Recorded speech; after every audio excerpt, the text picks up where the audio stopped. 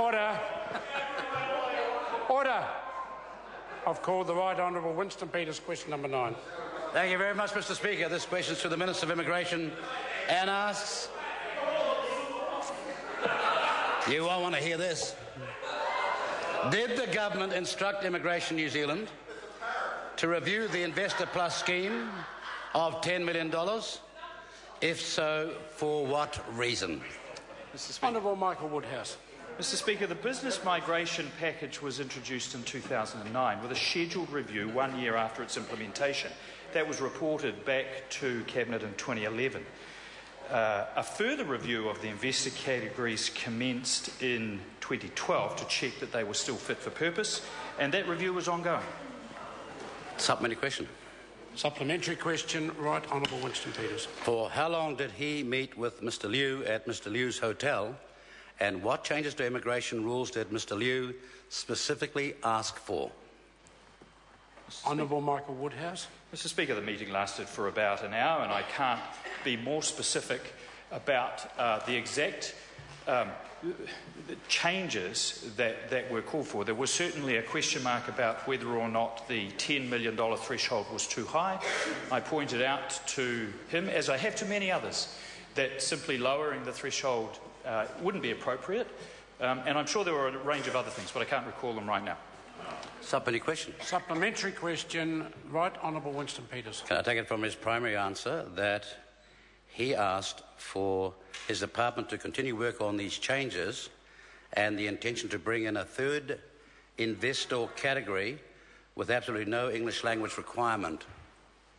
Mr. Speaker. Honourable Michael Woodhouse. As I said, Mr. Speaker, the review is ongoing, and no options apart from the one I've mentioned have been specifically ruled out.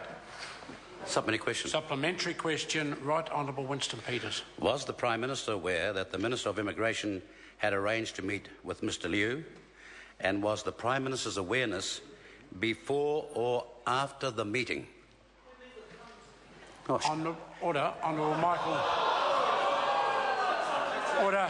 I didn't hear the interjection, unfortunately. I've called Michael Woodhouse. Honourable Michael. Mr. Speaker, I'm absolutely certain the Prime Minister had no knowledge of the meeting at the time that it was taking place. Supplementary question, Right Honourable Winston Peters. Supplementary question. When was he, as Minister of Immigration, aware that the Prime Minister supported Mr. Liu's proposed changes to immigration laws, and was the date of this awareness before his meeting with Mr. Liu? Mr. Speaker. Honourable Michael Woodhouse. Mr. Speaker, I'm not aware that the Prime Minister supports any of the proposed changes that Mr. Liu put forward, either then or now. Mr. Speaker. Supplementary question. Point of order, Mr. Speaker. Point of order. Order. I have a point of order. Right Honourable. I seek leave to table two letters. One dated the 4th of April 2012, pointing out the third category about which my questions were shaped, and having these words in it: we have received strong expressions of support for this approach from the Prime Minister. Order. This is from a business group. And the second letter? The second letter is dated the 13th of February 2012, and it reads: we look forward to building the engagement that one of our members, Mr. Liu of the Alpes Avenue Redevelopment Group, had with the Prime Minister. Order. Order. Those documents have now been described. Leave us sought to table those two particular letters. Is there any objection to them being tabled? There is none. They can be tabled. Supplementary question. Order. Supplementary question, Right Honourable Winston Peters. Is it not a fact from these letters that the only reason he went on bended knee to a seedy hotel to speak with a woman basher was because the woman basher had given the National Party... Order. That question is out of order. I'll give the member the opportunity to rephrase it, but there is a case before the courts in this regard at the moment. Point of order. Point of order. Mr. Speaker, with respect, the man has pleaded guilty to the offence. It's not sub judice. What's the offence you wish to raise now? I'm advised the matter is before the courts with a further hearing in June. It's the advice I've been given. I'll give the chance. The member can get the question in without referring to... No, sir. Point of order. Okay. Point of order. Is your advice from the clerk that this matter is sub judice or not? Yes, it is. Well, she's wrong. Well... the member's entitled to his opinion. Now, if he wants to ask... No, Mr. Speaker, there are ample Speaker's rulings that say that a matter that has been published by the media, and he has admitted the offence, is capable of being repeated in this Parliament. I'm not referring to his being sentenced. That's a sub judice matter. I'm talking about the offence he's already acknowledged he committed. Now, that's not sub judice, and I want the clerk's ruling on that. I've heard the point, and the member will resume his seat, and I'll seek some advice from the clerk. No, I'll wait. The member's raised a point of order, and I want the advice first. I think that it's in the meeting.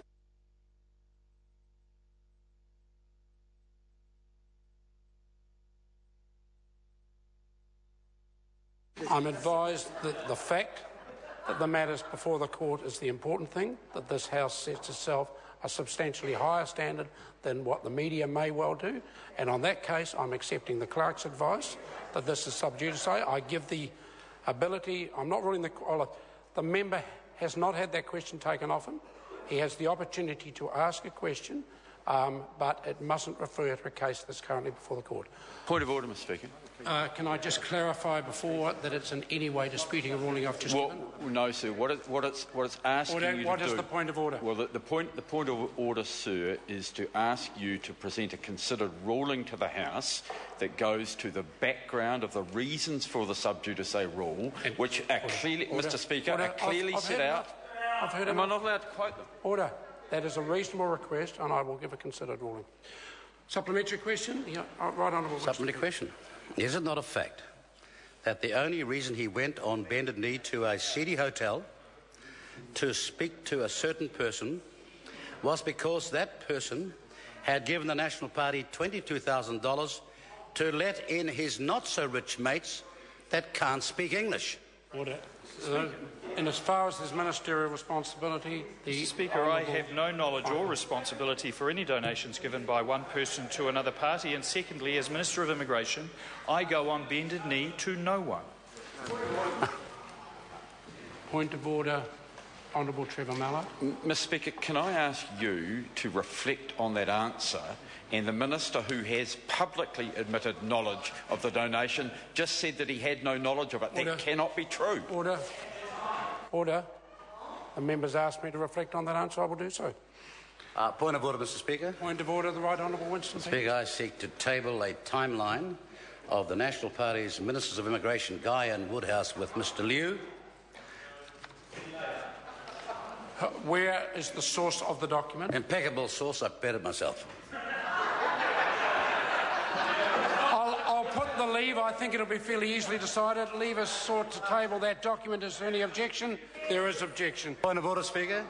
Point of order, the Right Honourable Mr. Speaker, I seek to table a National Party Cabinet Club initiative set out for the Invercargill electorate, and talking about coming along to hear somebody who one day might be the Prime Minister, Judith Collins. Order. It's been well enough.